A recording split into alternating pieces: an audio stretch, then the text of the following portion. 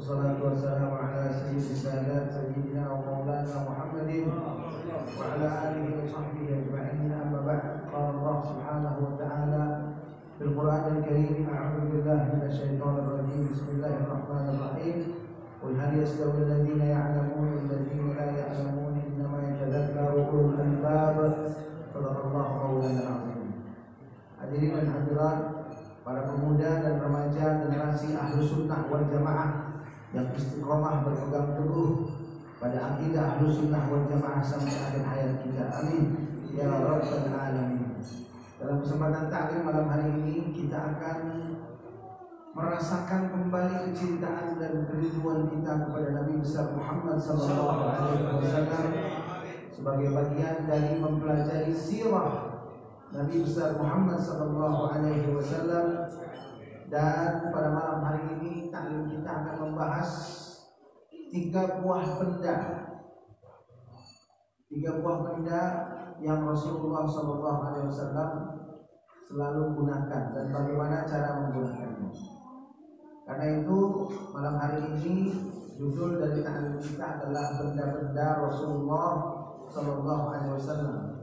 Dan ini bukan hanya sekedar benda, tapi pemiliknya adalah makhluk yang luar biasa tinggi derajatnya, sehingga benda-benda ini juga terbawa tinggi karena orang yang memakainya.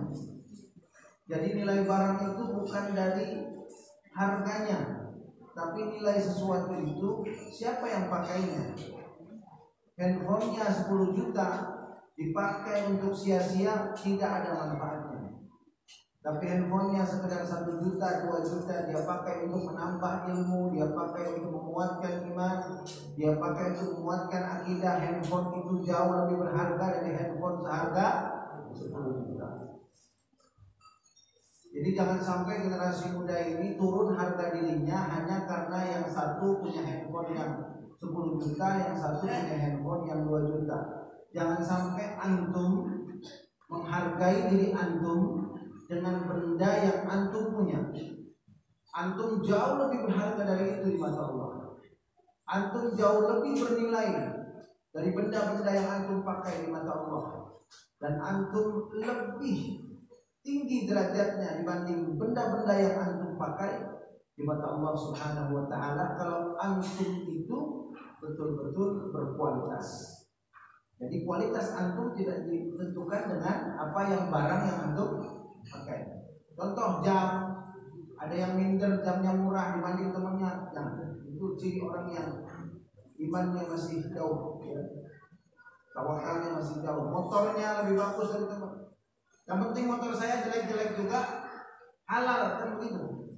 Ya, tidak merugikan orang, bukan hasil korupsi, bukan dari harta yang haram. Itu yang kita banggakan di hadapan Allah Subhanahu wa ta'ala. Nanti aku bisa lihat betapa sederhananya, dan kalaupun ada yang bagus, Rasulullah tidak banggakan kebagusannya. Nanti aku bisa lihat bagaimana Rasulullah itu mengajarkan kepada kita hal-hal seperti itu. Jadi yang Ibu sampaikan bukan sekedar benda-benda Rasulullah, tapi mengingatkan kepada kita bahwa jangan hargai diri kita dengan benda yang kita punya, yang kita pakai, dan yang kita miliki. Meskipun antum pakai pakaian yang murah, tapi kalau hati antum bersih, antum lebih mulia dari orang yang berpakaian mewah tapi hatinya kotor, busuk, iri, dengki, dan berlebihan. Alhamdulillah, apalagi baju antum bagus, hatinya baju antum bagus, hatinya bersih, cakep gak? Cakep lah. Alhamdulillah. Ya. Kita akan masuk benda yang pertama. Ini adalah jubah Nabi Muhammad SAW. Sallu ala Muhammad.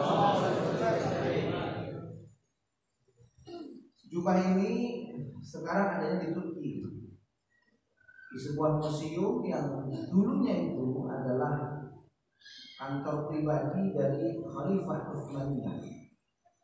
Jadi Khalifah Utsman mengambil barang-barang peninggalan Rasulullah dan diletakkan di kantor pribadinya supaya beliau selalu dekat dengan Satu.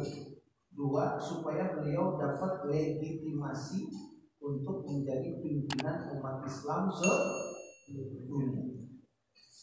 Karena itu beliau taruh di kantor pribadinya Khalifah Utsmaniyah waktu itu secara turun-temurun sampai kemudian Khilafah Utsmaniyah runtuh dan sekarang dirubah menjadi museum. Ya. Cuma nama museumnya punya susah ucapinnya, jadi lupa terus. Apa Tokpai namanya apa lupa. Nah, Tokapi ya, museum Tokapi. Kira-kira seperti itu. Nah ini gak penting di mana museumnya. Yang jelas kalau antum punya rezeki datang aja ke Turki ya kalau mau lihat jubahnya Nabi besar Muhammad. Dan ini jubahnya ada pengakuan dari seorang pakar arkeolog dari Spanyol yang memang diminta khusus oleh pemerintah Turki untuk mengawetkan jubah Nabi ini yang umurnya sudah 14 abad, 1400 tahun. Luar biasa lamanya ya. Kita aja pakai baju baru berapa bulan udah blend, baru berapa tahun ini udah copot-copot jahitannya. Nah ini 1400 tahun. Nah bagaimana perawatannya sampai masih terlihat bentuknya seperti yang ada di layar ini. Nah penuturan dari ahli arkeologi atau dari bukan arkeologi, dari orang-orang yang merawat benda-benda seperti ini, ketika dibersihkan begitu ya, sangat hati-hati karena bahannya sudah luar biasa ini ya, karena sudah tua ya, dibersihkan dengan sangat hati-hati. Nah kemudian mereka teliti begitu, hasilnya adalah ketika mereka taruh jubah Nabi itu di bawah mikroskop, ini orang Spanyol ini timnya tidak menemukan satu bakteri pun, satu kuman pun, satu virus pun yang melekat di jubah Nabi besar Muhammad SAW. Dibandingkan dengan ada beberapa topi perang peninggalan beberapa tabi'in, begitu ditaruh di bawah mikroskop itu penuh dengan bakteri dan kuman-kuman. Dan ini memang hal yang wajar ya. Ada bakteri, ada jamur, ada kuman begitu. Memang wajar. Seperti itu memang kalau barang sudah ratusan tahun. Tetapi tidak dengan jubah Nabi besar Muhammad SAW. Pengakuan dari tim Spanyol itu mengatakan bahwa ketika mereka taruh jubah Rasulullah di bawah mikroskop, mereka tidak menemukan satu bakteri pun nggak ada, satu jamur pun nggak ada, satu kuman pun nggak ada, bersih total. Sallu ala Muhammad. Nah, jamaah rahimakumullah, siapapun yang bisa melihat langsung jubah Rasulullah dan di hatinya ada rasa cinta kepada Nabi besar Muhammad SAW, pasti pada saat melihatnya pasti akan meneteskan air mata, hatinya tersentuh ya, karena bisa melihat pakaian yang dipakai oleh Nabi besar Muhammad SAW. Dan memang jutaan orang berangkat ke Turki untuk melihat jubah Nabi besar Muhammad SAW. Dan ini bukan replika, ini memang jubahnya Nabi. Nanti ada replika, ya, Anda akan tunjukkan ada replika. Tapi enggak, ini memang asli jubah Nabi besar Muhammad SAW yang masih ada peninggalan beliau.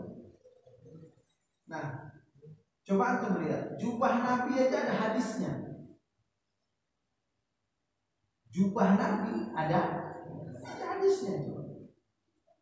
Diriwayatkan dari Asma radhiyallahu anha qalat hadhihi jubbatu Rasulillah sallallahu alaihi wasallam. Jadi jubah itu dari bahasa Arab ya. Coba baca itu. Hadhihi jubbatu Rasulillah sallallahu alaihi wasallam. Sekarang kita ambil kata-kata jubahnya saja. Jubbatu, kalau kita baca jubbah kan begitu. Jubbah. Nah, di sini kita sebutnya jubah.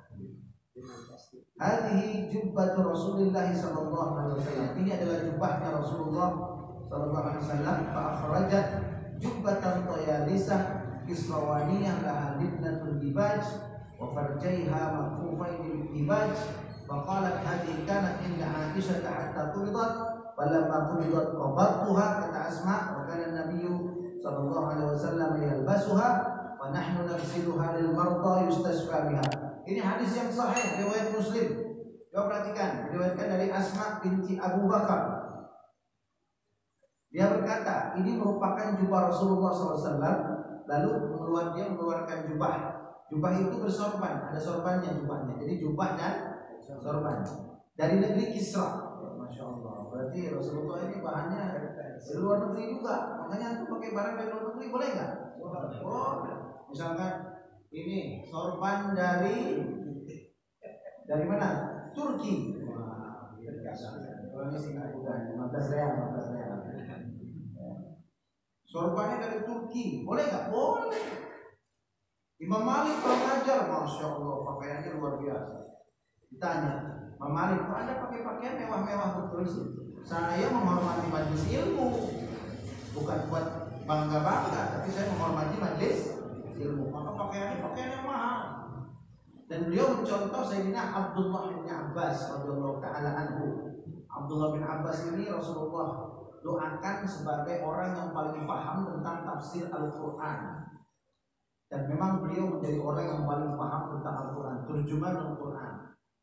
Nah, jadi Abdullah bin Abbas ini, beliau kalau ngajar itu pakaiannya bagus. Di samping ada juga yang pakaian sederhana, ya. Tapi Abdullah bin Abbas bagus. Jadi yang sederhana boleh, yang bagus juga boleh. Jadi antum jangan lihat, wah ini ustadznya kok pakai apa ya, jas gitu ya, jas yang harga 4 juta gitu, kemejanya harga 2 juta, cincin harga berapa? Berapa cincin ya sih? Ya, 5 juta misalkan, pensinya harga 20 juta misalkan, boleh nggak dipakai? Pensi 20 juta kayak apa? Ya, nah, boleh nggak? Boleh. Tapi itu bukan riya, memuliakan majelis. Padanya terdapat anyaman kain sutra. Ada anyaman kain sutranya. Jadi kalau sutra kalau sedikit sekali itu boleh dicampur. Ya, tapi kalau sama atau lebih banyak boleh nggak? Tidak, haram. Tapi kalau garis saja set pakai sutra itu boleh nggak? Boleh. Dan tak boleh itu kalau sama atau lebih banyak, lebih dominan sutranya. Nggak boleh buat laki-laki, tapi boleh buat perempuan. Keduanya dipisahkan dengan renda atau berjahitkan pinggir dengan kain sutra. Wah, kira-kira jelek apa bagus ini juga? Bagus nggak? Ya, bagus jubahnya. Tapi karena udah 1400 tahun, yang lain-lainnya udah pada copot. Yang tinggal jubahnya aslinya aja. Nah, kemudian yang menarik lagi, ini semua dahulu ada pada Aisyah sampai dia wafat, ya, saudaranya. Maka ketika dia wafat, aku yang merawat jubah itu. Semua pakaian tersebut Nabi Muhammad SAW dulu selalu memakai jubah yang tadi itu, yang disimpan oleh Asma. Nah, yang menarik, lalu kami kalau ada orang yang sakit, kami celupkan jubah itu ke air, kemudian kami berikan ke orang yang sakit itu sambil berdoa supaya dia sembuh. Jadi jubah Rasulullah, kalau ada yang sakit, jubah Rasulullah dicelup di air, airnya diminum. Nah, itu siapa yang melakukan? Asma binti Abi Bakar Siddiq, sahabiyah, sahabat wanita yang namanya Asma, putri dari Abu Bakar. Gak mungkin beliau itu berani melakukan itu kalau itu bid'ah, kalau itu syirik, kalau itu khurafah. Siapa yang berani mengatakan bahwa Asma binti Abu Bakar itu musyrikah? Na'udzubillah, bisa keluar dari agama Islam, kan gitu. Asma binti Abi Bakar radhiyallahu anha wa ardhaha, sahabiyah, sahabat wanita.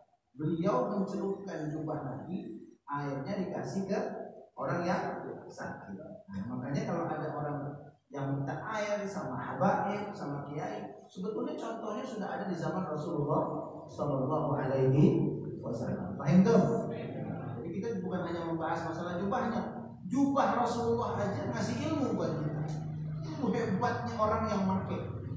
Tapi kalau orang yang pakai nggak hebat, biasa-biasanya jubahnya kan gitu ya. Walaupun semahal apapun, mati orangnya. Coba ada nggak yang pernah cerita jubah misalkan menteri ini ada, jas menteri ini nggak ada kan? Ada nggak? Nggak ada. Ada hadis-hadisnya tentang misalkan diriwayatkan biografi jas menteri ini, biografi sepatu, nggak ada. Yang ada adalah Rasulullah SAW dan hanya Rasulullah. Sahabat tidak. Ini istimewa Nabi ya. Jadi jubahnya Nabi itu dipakai untuk tabarruk, mengambil keberkahan. Nah, Anda pengen sampaikan kepada antum bahwa Ahlus Sunnah wal Jamaah yakin tentang tabarruk. Ini prinsip kita. Ya, paham tuh? Tabarruk itu apa? Mengambil keberkahan. Mengambil keberkahan. Jadi Rasulullah SAW itu adalah sumber keberkahan. Dilanjutkan dengan warasatul anbiya'nya, pewaris para nabinya yaitu para ulama. Nah, kita Ahlus Sunnah wal Jamaah yakin seyakin-yakinnya dengan prinsip tabarruk, artinya mengambil berkah. Karena ada orang yang nggak percaya dengan tabarruk, ambil berkah itu nggak percaya, bahkan dikatakan sebagai syirik. Betul syirik kalau ngambil berkahnya ke pohon. Betul syirik kalau ngambil berkahnya ke batu. Betul syirik kalau ngambil berkahnya ke orang yang tidak sholat. Tapi kalau mengambil berkah dari orang-orang saleh, ngambil berkah dari para ulama yang istiqomah, itu adalah akidah Ahlus Sunnah wal Jamaah. Paham tuh? Karena atharus shalihin barakah. Bekas-bekas peninggalan orang saleh itu adalah berkah. Ini akidah Ahlus Sunnah wal Jamaah. Nah, ini sekedar selingan saja. Ini katanya ini jubah Nabi Adam alaihissalam. Ya, yang membuatnya orang Arab Saudi membutuhkan waktu 18 bulan dikerjakan oleh 4 orang penjahit. Jadi yang jahitnya 4 orang tukang jahit itu bikin jubah sesuai dengan ukuran Nabi Adam. Dalam hadis disebutkan bahwa Nabi Adam itu tingginya adalah sekitar 70 hasta. Dalam riwayat lain 60 hasta. Yang kalau dimeterkan itu adalah 30 meter. Jadi Nabi Adam alaihissalam, bapak kita ya, manusia pertama di bumi, tingginya berapa? 20. Monas berapa tingginya Monas? 65. Ya, mungkin sekitar itu. Ya, berarti kurang lebih separuh Monas. Masya Allah, tingginya ya 30 meter. Atau bisa lihat ukuran orangnya itu. Ukuran orang ada kan? Ya, ada nggak? Ke sebelah kiri antum 2 orang yang lagi jalan, terus sengaja itu, jadi bisa ngukur. Tuh, bapaknya segitu, cicitnya segitu, bener-bener cicit. Ya, bener-bener apa? Cicit. Bapaknya segitu tuh. Wah, bapaknya masya Allah gagah ya. Kalau sudah gitu bapaknya, singa aja tuh dipintes sama dia. Buaya dipintes tuh, jadi mainan buaya, digigit ketawa. Nah kalau kita lagi ngaji begini nongol singa dari sini bubar aja nih kalian. Betul nggak? Betul, masya Allah. Jaga dong guru ente. Singa nongol di sini bubar aja semua. Ada di sini sendirian. Ya Allah. Jaga guru ente. Siap nggak? Siap. Benar nih. Nah ini jadi ini adalah jubahnya Nabi Adam alaihi. Tapi ini bukan jubah asli ya. Ini dibuat kita menggambarkan betapa tingginya Nabi Adam alaihi salam. Kemudian yang kedua adalah sandal Rasulullah. Jadi kalau antum lihat di peci-peci itu ada bentuk begitu, sama ini kayak sandalnya, itu sandal Rasulullah. Kalau di peci ada yang di sini suka ada ya, bulat, atasnya runcing, bulat terus bawahnya bundar gitu. Itu sandal Nabi, itu bukan sandal Nabi. Ini umurnya berapa? 1400 tahun, 14 abad. Makanya modelnya begini. Sandal Rasulullah Sallallahu Alaihi Wasallam, luar biasa ya. Sandalnya begini nanti dari kulit. Hadisnya ada, masya Allah. Sandal Nabi ada hadisnya tuh. Bahkan jangankan ya Allah, sandal magede, uban Nabi ada hadisnya. Percaya nggak? Uban Nabi ada hadisnya. Dari Anas bin Malik, beliau melihat Rasulullah sedang menyisir. Kemudian kata Anas bin Malik, aku hitung uban Rasulullah di kepala dan di janggut beliau, ya, itu kurang lebih 18 sampai 21 helai. Lalu ada Muhammad, orang yang cintanya kayak apa yang mau ngitung uban orang? Itu saya nggak mau bapak. Cinta nggak mau bapak. Cintanya besar, sedang, kecil. Hah? Besar ya? Anda tanya sekarang. Uban bapak itu berapa biji? Tahu nggak? Tahu nggak? Yang di kepala berapa, yang di dagu berapa? Anda jamin nggak ada yang tahu. Males ngitungin, betul nggak? Tapi uban Rasulullah dihitung sama Anas bin Malik. Masya Allah. Sallu ala Muhammad. Tandanya luar biasa ceritanya para sahabat. Nah, ini sendal ada hadisnya. Katanya bagaimana? Dari Qatadah radhiyallahu anhu qala qultu li Anas bin Malik. Aku bertanya kepada Anas bin Malik. Qatadah ini tabi'in, muridnya Anas bin Malik. Kaifa kana na'lu Rasulullah sallallahu alaihi wasallam? Bagaimana sendalnya Nabi? Bagaimana sendalnya Nabi? Tanya kepada Anas bin Malik, orang yang pas. Anas bin Malik itu asistennya Rasulullah. Jadi Anas bin Malik itu kalau kemana-mana bawa satu bantal buat duduk Nabi, dua bawa sendalnya Nabi. Kalau Nabi bawa tongkat dibawain sama Anas. Jadi Anas itulah yang nenteng barang-barang Nabi kemana-mana. Dan itu dilakukan dengan penuh sukacita. Bisa nangis kalau enggak, gitulah kira-kira. Bukannya gengsi. Nah, ada nggak yang begitu? Guru si guru, sendalnya bau. Nah, ada nggak yang begitu?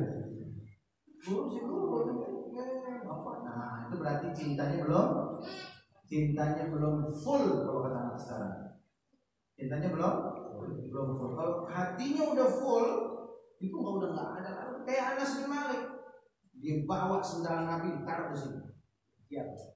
Terus tempat duduknya itu dibawa di sini pakai tangannya. Nah, terus kalau tongkat dibawa sini, repot nggak kira-kira? Tapi Anas bin Malik melakukannya karena cinta kepada Rasulullah Sallallahu Alaihi Wasallam. Jadi nggak ada istilah repot, malah justru itu membahagiakan dia, bisa membawa benda-benda Rasulullah Sallallahu Alaihi Wasallam. Nah, bagaimana bentuknya?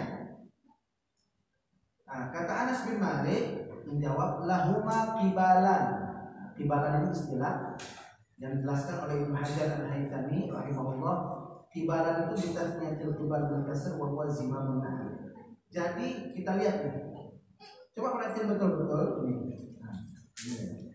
Gede enggak itu? Lumayan gede ya? Lihat, buat dijepit jarinya ada dua. Kalau kita kan satu biasanya. Satu begini, cuman talinya dua kan begitu ya? Satu, talinya dua. Kalau ini enggak, memang dari bawahnya udah dua. Itu namanya kibalan. Ada dua tali dari dasar sendalnya, ada dua tali. Nah, sebetulnya ada gambar yang lebih jelas ya. Nih. Cuma segini bisa dilihat. Jadi dari bawah, dari dasar sendal itu udah keluar dua, begitu. Itu kata Anas bin Malik. Kemudian bainal usbu'ainil wusta wallati taliha. Nah, yang dua ini dibuat masukin jari kaki yang bagian tengah, kemudian jari kaki yang sebelahnya. Coba sampai jarinya itu ada yang riwayatin tuh. Ya, matiin. Nabi maksudnya gimana? Jari apa? Wa dzakara ba'dhum annahu kana yadh'u ahadu zimamain bainal ibham wallati taliha. Kalau tadi jari tengah sama jari yang sebelahnya, ada juga yang meriwayatkan Rasulullah kadang-kadang makainya itu antara jempol kaki dengan yang sebelahnya. Nah, jadi bisa begini, ya, bisa begini. Memakai sendalnya Rasulullah Sallallahu Alaihi Wasallam. Ya, nah ini sandal. Tadi jubah ya. Sekarang jubah, sandal, sekarang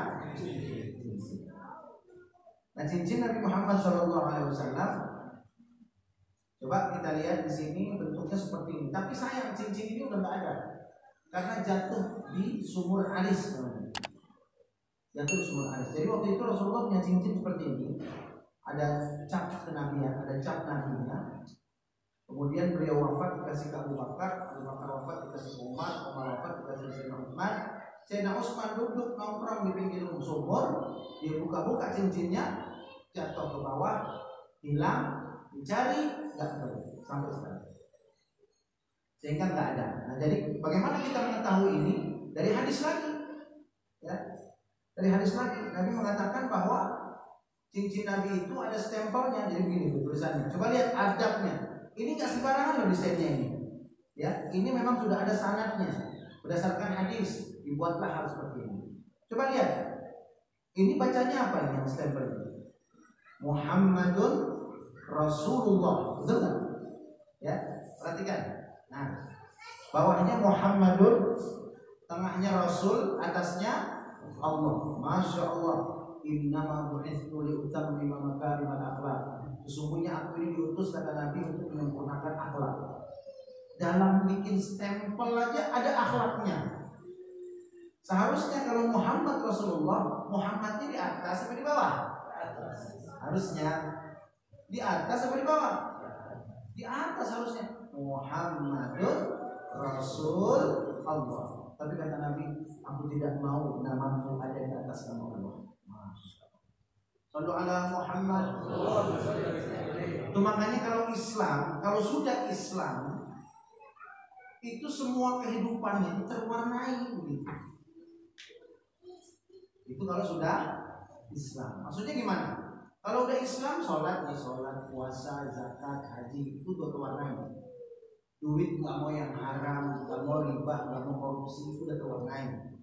Penampilannya juga penampilan yang Islam, menutup aurat, berhijab, itu sudah terwarnai. Karena ada juga orang Islam yang saya Islam, saya mau sholat, tapi urusan penampilan suka-suka saya, begitu. Ada? Saya nggak mau diatur. Nanti saya tunggu saja hidayah. Buat apa menutup aurat kalau hatinya masih kotor? Kan begitu. Ada yang berpikiran seperti itu. Silahkan. Tapi tetap yang lebih baik adalah menutup aurat sesuai perintah Allah. Karena Allah sudah wajibkan, dan itu hukumnya adalah wajib, bukan sunnah. Jadi kalau wajib mau ditunggu nggak? Misalkan antum udah besar SMA, kata bapak antum sama ibunya, bu, anak kita subuh nggak usah dibangunin. Kenapa pak? Biar aja dia itu berpikir sendiri. Kalau kita bangunin terus dia malam-malam. Sekarang kita udah biarin aja supaya dia dewasa sendiri. Kira-kira betul atau salah? Betul atau salah? Nah kalau dapat hidayah, kalau sampai tua kesiangan siang subuhnya bagaimana? Muda kesiangan subuh, sampai tuanya subuh masih kesiangan, repot nggak? Orang tuanya dapat dosa.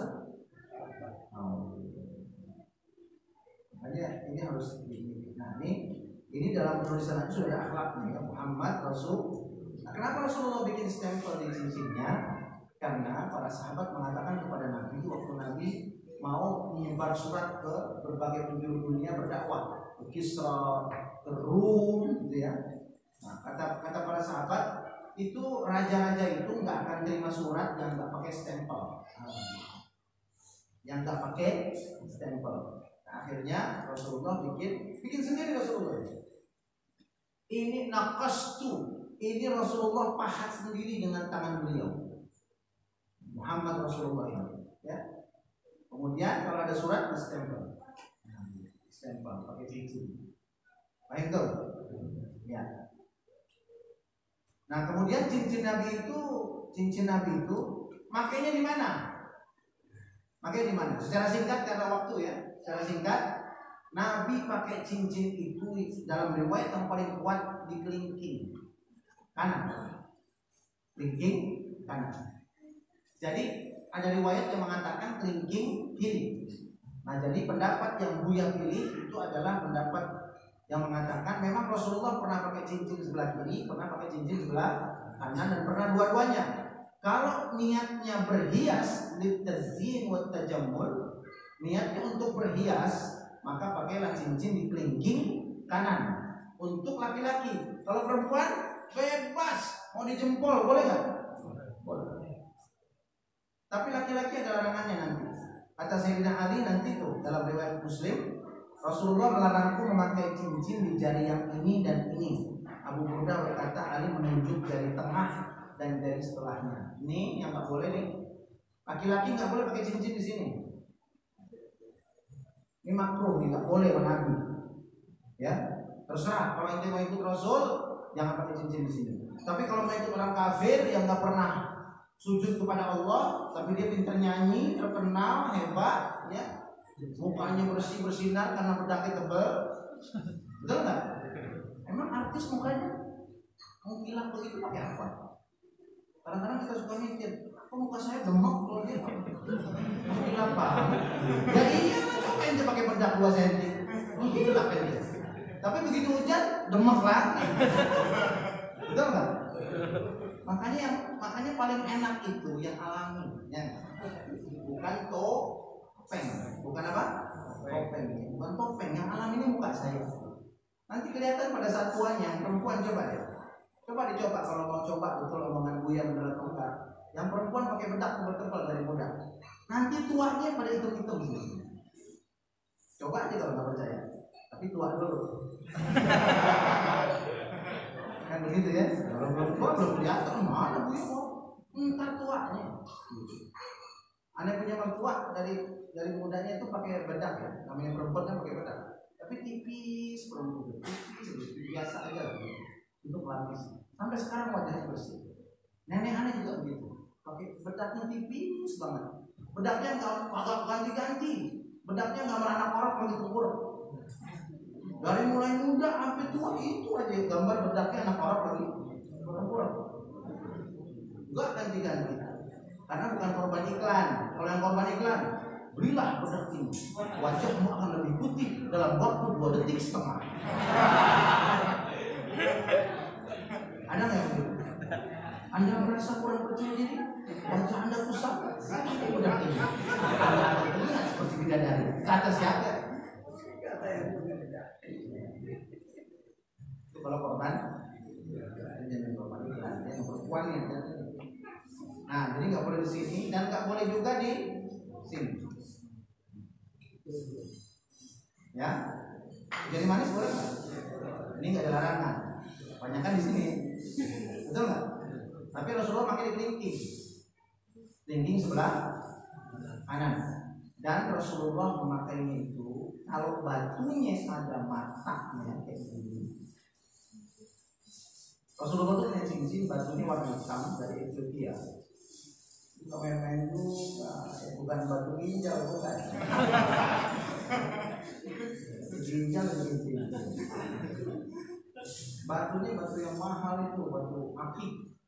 Karena Rasulullah itu banyak yang kasih hadiah buat ngarepin berkahnya. Dan para sahabat biasanya baik laki-laki maupun perempuan nunggu Rasulullah itu kan istrinya ada 9 ya. Rasulullah di rumah Aisyah baru pada ngasih hadiah ke Rasulullah, macam-macam hadiah, ambil keberkahan dari Rasulullah. Nah, salah satu yang Rasulullah miliki itu batu hitam, warnanya hitam, asalnya dari Ethiopia, itu batu akik. Batu akik mahal ya, batu akik dari Ethiopia. Dan kalau ada fas itu ini. Jadi cincin itu ada 2, ada yang namanya khatim itu batangnya. Rasulullah cincinnya batangnya dari perak, nggak pernah dari yang emas. Pernah Rasulullah pakai sekali, setelah itu semua sahabat pakai lagi cincinnya, langsung beliau lempar dan beliau katakan, aku tidak akan pernah memakai ini lagi. Jadi sahabat betul-betul nyontoh, Nabi pakai emas, semua pakai emas, karena idolanya Nabi. Lalu ala Muhammad pakai apa itu? Sendal begitu semua begitu. Ya. Nah, jadi Rasulullah ini batangnya dari perak. Terus ada fasnya, ada mata, di matanya. Nah, Rasulullah makanya bukan begini, tapi makanya begini. Jadi pakai fasnya ini ada di mimma yali kaffayadai. Di kalau pakai begini, jelas? Ya. Nah, ini makanya begini. yang sunnah. Jadi kalau ada ustadz, ada kiai, ada habaib pakai cincin begini, itu jangan ngatain. Ini mahal-mahal ngapain tapi bawa kan? Berarti bukan dia yang salah. Ente yang nggak tahu. Karena justru ini ada sesuai dengan sunnah Rasulullah. Jadi kalau yang mau pakai cincin boleh nggak? Boleh. Tapi ikuti cara cincinnya Rasulullah SAW, yaitu di kelingking kanan, kemudian pasnya itu ditaruh di bawah. Alas? Kalau di atas gimana? Apa-apa juga. Ini juga nggak apa-apa. Cuma Rasulullah makanya. Alas? Tapi kalau pakai batu cincin itu ada maunya, sih.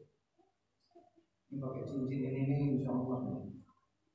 Orang tadi berani jadi takut sama kita.